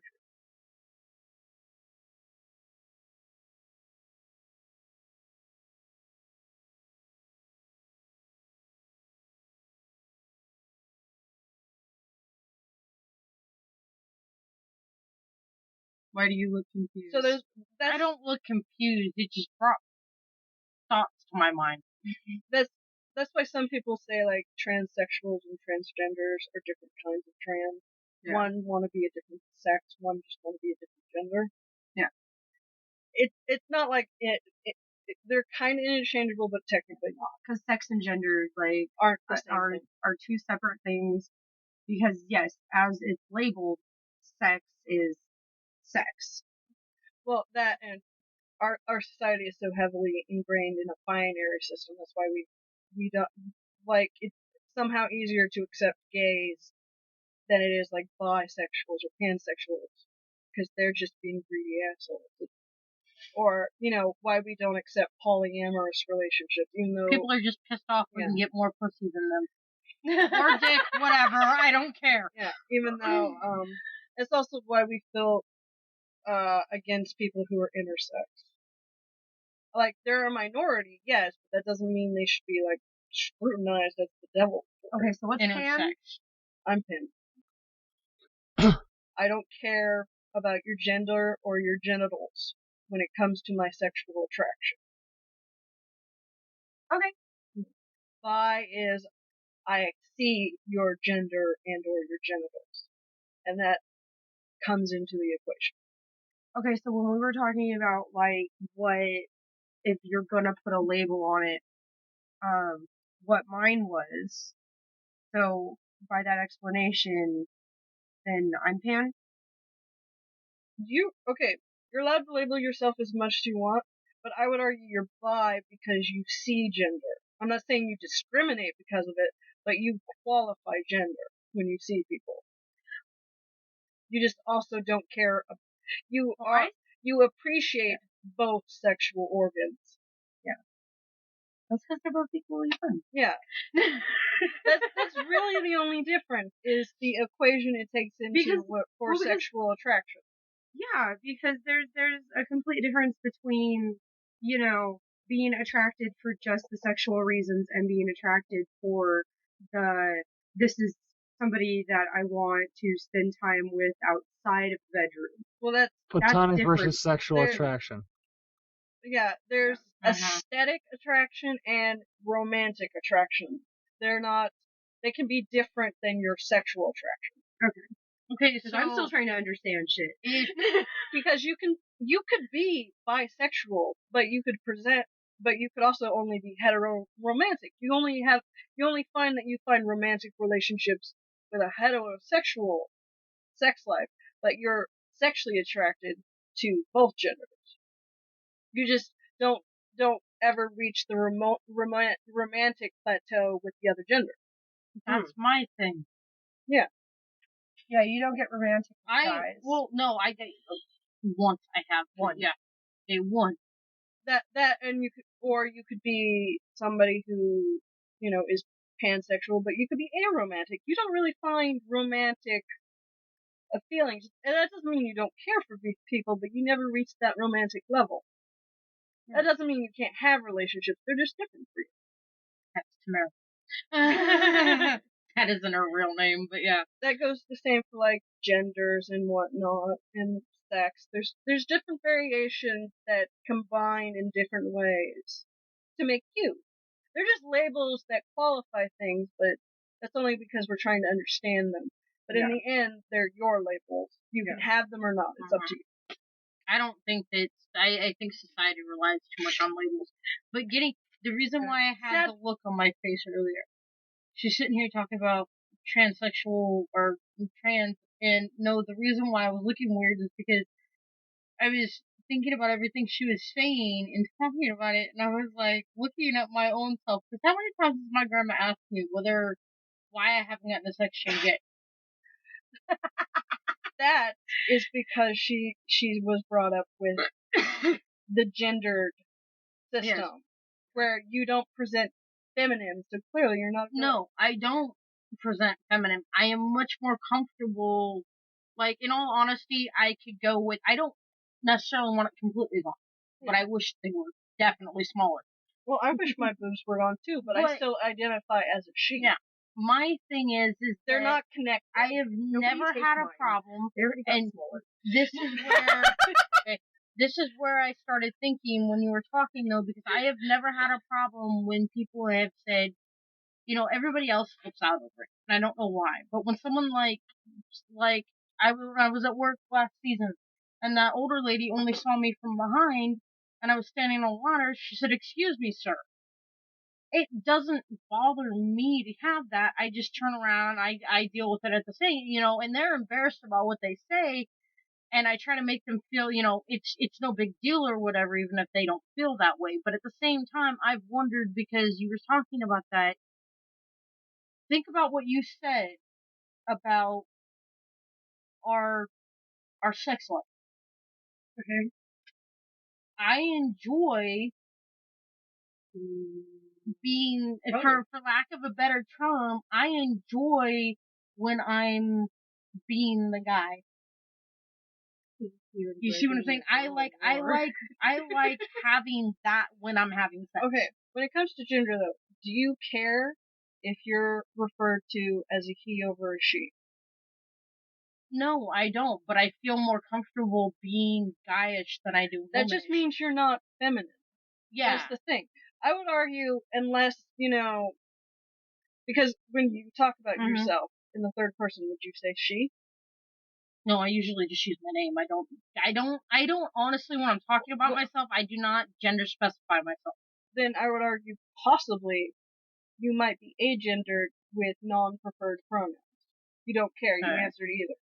Well, I do too, because and it's funny because even in a parking lot when someone's trying to get my attention, like, you know, if a customer sees me and thinks I'm a Walmart employee, because we wear the same, different rant, not going there.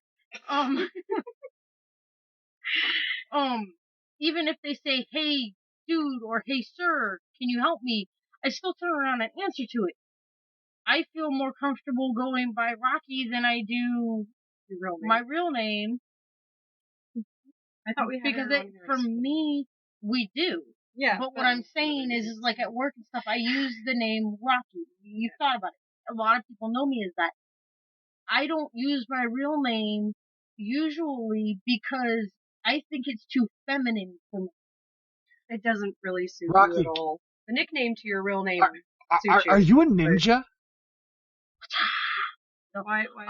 Rocky actually has nothing to do with any specific movie or anything. It's a family thing. I just had to give you shit because every time you said that, I was just immediately was flashing to Three Ninjas. Yeah, you know what? Before I actually met my dad's family, which is the side of the family that name comes from, that is originally where it came from, was the Three Ninjas. So, like I said before, they're your labels, you can call them as you want, but I would argue that you might be agendered, but you don't care about pronouns. Some agendered people don't like to be called with specific binary pronouns. They prefer them, they're, they, non-specific. Some don't. Yeah. Some what don't drives give a me shit. crazy are the ones that won't let you use those pronouns. Because there are other pronouns in different cultures that they're trying to get you to use, and it's difficult because they're not part of our lexicon. Yeah. Like, I would understand if it was your best friend and they kept doing it, but expecting a word not part of a lexicon to just happen naturally from other people who don't know you is a little out there. Yeah. Like, if I mispronoun you, then yeah, correct me. But technically, in our lexicon, they are the non-gendered pronouns. Yeah. And like I said, some agendered people prefer that because they don't identify with either pronoun. Some just don't feel they're a specific gender and don't care about pronouns. Yeah. That's like, Which I would argue might be you, or you're just a woman who doesn't care if people accidentally think you're a man. The only reason why I asked is because, like I said, there are a lot of things where I prefer, for lack of a better way to say it, to be one of the guys. Some women are just more masculine than others. Yeah. Oh. And you just don't present feminine, which technically is only a society ingrained woman trait. Exactly. Yeah. Like, if you feel though that like if you were explaining yourself to someone you would say, "Oh, I'm a woman," then you're cisgendered. If not, you might be agendered and just don't give a fuck about pronouns. I don't. I'm a Rocky person. screams I'm woman a to me. I human don't know being. why. I wasn't actually trying to be funny. He's giving you shit.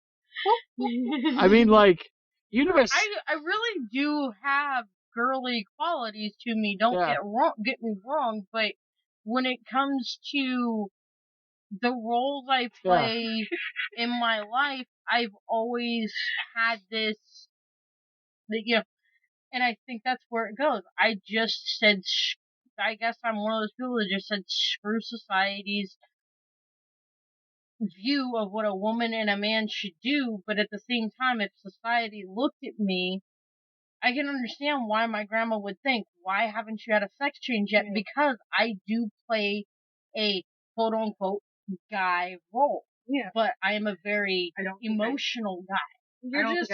it's all right to be a masculine woman. Like, nobody's offended by... I would argue, again, your labels, you can do what you want. You're probably just a non-superficially feminine woman. Like, Grieve is more feminine. Yeah. So you're a it's, human being that but happens to be a wonderful person. I don't care when people mispronoun me, but I identify as woman, so I call myself cisgender. Yeah. You might be the same way. Or you might feel like your gender's kind of irrelevant, which means you wouldn't really care about a sex change because you don't have any body dysmorphism.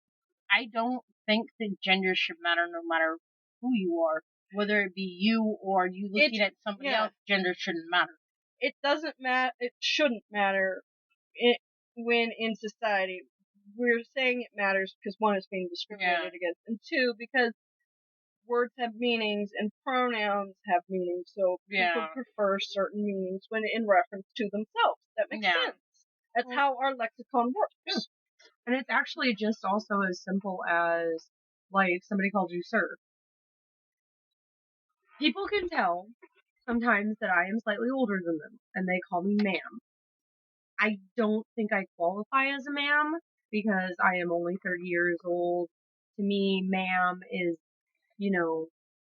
someone in a higher position, someone, that's older. Congratulations, Grieve. You're an adult. No, I was just using sir as Congratulations, Grieve. You're an adult. I'm sorry, Rocky. Go ahead.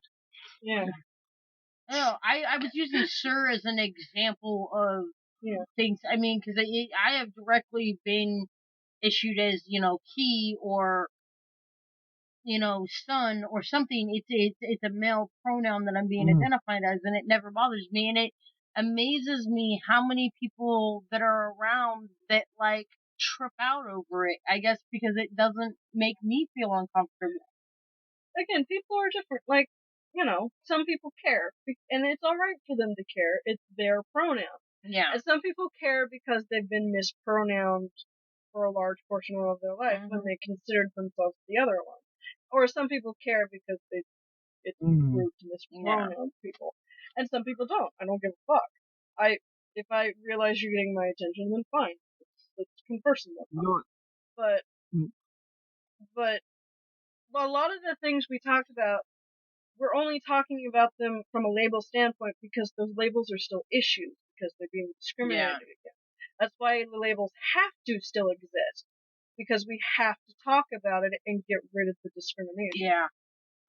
There's the reason I was holding my arm like that. You know what's always amused me?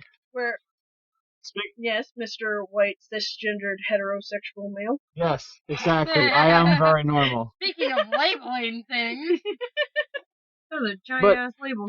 everybody talks about names they use and names they don't use and shit. This only appears on my first name tag and on my legal documents. No one calls me this.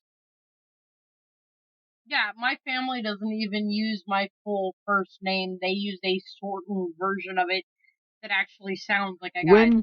When this wears out, my next one will say Mike on it. It will not say my full name. No one uses this name. Yeah. And it blows my coworker's mind that I even have this on here. And I said, literally what I told him is, I always put this on my first one so I get respect, because if I put Mike, everybody treats me like a goddamn idiot. Yeah. Same reason why I don't put my nickname on my name. I kind of want to put Cupcake on Other this. people do, I can't. Dude, if they would let you, totally do it. Yeah. Dr. Cupcake. Like, even though you have your own business cards, I still might make you, like, some Designs. fake. Well, like some super happy fun Jabbertron tea party kind of business cards. That would be cool. Yeah. That say Yeah. Cupcake, or that say Doc Cupcake, specifically, because you were Dr. Bones Yeah. Cupcake. I think I decided you were Dr. Bones McCupcake for some reason. That one works. Yeah, that works. I like that one. I just like the flow. With, and also Steve. Well, Steve's the fish that lives on my head. Yeah. My family is very nickname oriented, so if I hear my mother say my full name, then that means she needs my attention now. Oh god, you should have heard it the first time, because my grandfather doesn't even use a name that is even remotely close to anything else that you use. The first time I heard him use my real name, even my grandmother was a little scared to go in the room. We walked around the corner, literally like peeked into his doorway. I've noticed that's a very, possibly mostly white. That's most of the culture I perceive, sadly, because I'm white. But that seems to be like a common thing in our culture, like full names, even just full first names, are for emergencies or You're in trouble. business. And full name is like super fucking trouble. Yeah. It is. The sad part about it is, or introducing someone. Yeah. The sad part about it is if I even hear my real first name used fully, I think I'm in trouble. I automatically turn around, and one of my bosses at work has fun with it too. He will just be like, "Yo," and use my real name, and I'll turn around and give him this look. Because it's what's on my badge, technically, because they put all of our real names on the badge, but half of us don't even go by that. So, I think it's funny because granted, where if somebody in your family calls you by your first name, you're like, what did I do? And I've actually gotten out of, because I started off calling you by your nickname, and then I was like, okay, well, we're in a personal relationship now, this feels impersonal. And, like, I will, if I even actually say your name, we'll say your first name. No, you usually cut off the in 2 letters. Sometimes, unless I'm actually trying to get your attention, and then I say the actual one. Well, it feels more personal, though, using at least a version of your real name. If you refer to me by my name when we're out with other people, you usually do call me Rocky. Yeah. But when we're at That's home, only for the other people. But when we're at home, or, like with my grandparents, you use the shortened version of my first name. The only time you really use my real name all the way is, when I'm really trying to get your attention. Yeah, when you're really trying to get my attention, or like if we're talking about something serious and you happen to say my name, you'll say it. But for me, it's so weird to hear my first name used fully. Because if you use my real first name, it's like what the freaking hell did I do? For me, it's an automatic trouble thing because I've never. My grandmother doesn't even use my first name all the way through. I don't think you've ever actually called me by my first name. I don't really use Just your the name. nickname. I don't really use Neither your has name. she. No, I've yelled at you in your first full name before. Well, that's because I made you really I use it on Facebook. I haven't made her mad. I've never yelled at you in the complete full name mother style, but That's because I've never actually pissed you off that bad. but I'm sure if I dude, did, I don't even you call would. my husband by his first name. He doesn't even go by it. Most people call him by his middle name because that's the name his mother meant to name him. Yeah. It's more suitable for him too. Because His real first name doesn't, like, I don't see him. Because you knew the other name first. And you hear his mother call him that, so it seemed right. Because, again, that's what The first time I heard someone use his first, no, it was like we saw him at work and he had his name badge on. It's new now. It says the name he goes by now. Oh, cool. I looked at it and I was like, but I thought his name was, and she had to explain the situation to me, and I was just like, wow, okay. But yeah, we've talked a lot about our society today, but yeah, our society does certain things. It's not exclusive to us, especially on the minorities thing. That's a very big issue in a lot of first world countries, especially. Yeah. Surprisingly, a little less in third world countries. That's not all of them, obviously, but I suppose they just have different issues to care about. Yeah. I think they're more worried about the fact that their refugee camp is flooding again. Yeah, there we go. That's a good example. They're more worried about the refugee camp flooding again, or where am I going to get my next meal versus... Oh my god, that's a bomb. Yeah. Yeah. Or, oh, the power's out again. It's going to take 5 minutes, 5 hours, or 5 days. They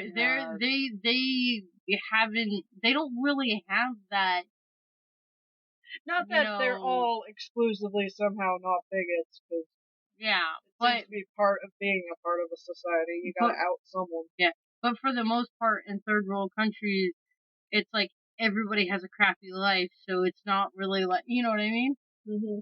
There's not that status quo bullshit. So the person who lives 10 minutes from here has a huge mansion, and I suck because I'm living in a, 1-bedroom little shack.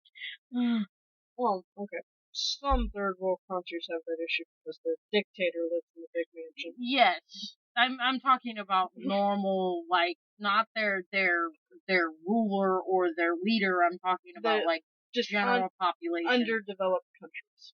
Yeah. Which are few and far between. Because most of them are war-torn. There's very few, like, tribal cultures left. Which is why we're studying them so aggressively, because they're going to disappear. Is it the one in Papua New Guinea, or... There's some culture where, because of their interactions with the Australians, like, they're technically still a tribal culture, but they developed a love... Aboriginals? So, no, not the Aboriginals. I'm talking about people in Papua New Guinea. I know the Aboriginals play a lot of sports now too, but like the only thing they took from the people who came and visited and studied them is I feel terrible because I wrote a very long thesis essay about them, and now I can't even remember the tribe name. But they used to do this. It's a collection of islands around Papua New Guinea, and they used to do this like triathlon pseudo war game kind of thing because they never really did real wars. It was kind of a mock war to figure out who's in charge for a little while. And instead of doing the mock war, now they do cricket matches. Or was it? It was either cricket or football. One of the other. Yeah. But yeah, just a little tidbit for people. That works. Anything else anybody wants to talk about? No, because if I go on that tangent that I was saying not to go on in the middle, it's just going to be weird. I would talk about shit, but honestly, I haven't done anything interesting in the last 2 weeks. It's all been work. Yeah, I've worked a lot, and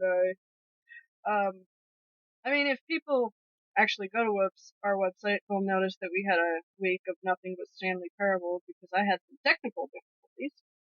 They'll also notice that Diversity 2 disappeared because I lost the footage. Oh, shit. Whoops. But, so yeah, Stanley Parable's all done with. Yay! I'm obviously gonna keep making more videos because there's still a stockpile of Minecraft stuff and Outlast which we have to finish. And Portal No, thank 2 you. stuff. Yes. We will finish Outlast. And I will fucking figure out how to stream that game to you. It worked once. Okay. Metro 2033. Or 2023, whatever. Whatever. It's a game. Yeah, this was another downer episode. Life sucks, and here's why. It's not really gonna change anytime soon. Yay! Maybe climate change will kill us and it won't matter anymore. That's a way to look at it. Isn't she cheery? We're in California. We don't have fucking water. So we pack up and move. With what money? Exactly. And this is how the government keeps us down. I love how California, whenever we have a drought, we like panically make up new bills to start implementing conservation of water things. The second we get any sentiment of water, those bills magically disappear. Yep, right? Which is why Southern California still has such a shit water system because they get all their water from us, and they have no like collection systems or anything, and we're still working off of super old systems, so we're not properly conserving, and we should really start outlawing like certain types of grass and shit. I think it should be mandatory to have grass that doesn't necessarily need a lot of water. And trees and flowers. Yeah, unfortunately that won't work. It would help. It would help, but it would probably never be passed along. That's okay. There's a machine that turns poop into water now. That's existed for a while, actually. I know, but it's been hitting the news a lot because of the drought. Oh. And because Bill Gates is trying to push it. No. I loved her face when you said Kiki, that. do you remember like a year ago or a year or two ago when I told you about that Intel had that one of their R&D labs developing 3D transistors?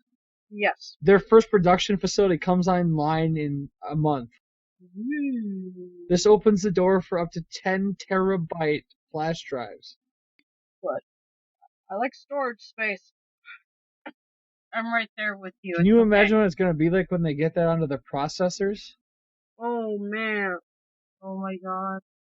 This solves the problem of how we get more information on a smaller wafer. Mm-hmm. But do you remember how amazing it was when flash drives first became a thing? Oh my god, I loved it. Or even going back to like when you had your own floppy disks, for fuck's sake. Like I remember when I loved my floppies. I think my first computer only had 8 gigabytes of space, and that was like amazing. Yeah. And now that doesn't even do shit for you on a phone. Yeah, now I have like 3 fucking different hard drives in my computer, like 6 flash drives, and like an assortment of SD cards. My phone has like 16 gigabytes. Mine does. I have a tiny, itty bitty, teeny tiny little flash drive that has like, 32 gigabytes? I've got a 128 in mine now. My phone has like 160 gigs of space. Yeah. And we all just need so much more space. Well, I mean, some things will never require a shit ton of space, but other things will. Well, just the ability to have a shit ton of space is nice. Yeah. Like, I only recently got a solid state drive for my Windows, and it is so sexy.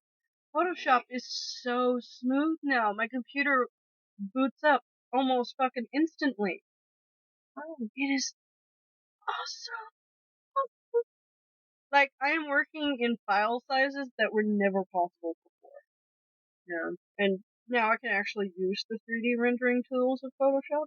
Before I was like, no. I also export videos, all of that stuff. I think we've talked a lot. I mean, I've got like 2 hours. Right? I think. I don't know. Yep. According to my timer. I actually had one this time. And hopefully we've been recording the entire fucking time.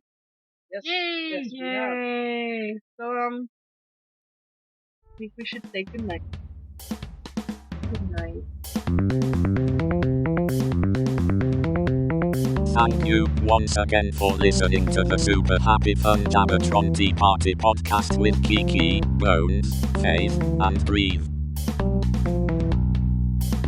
The uprising will be soon. You have been warned. Good night, Night. Good night, Bones. Huzzah! Huzzah!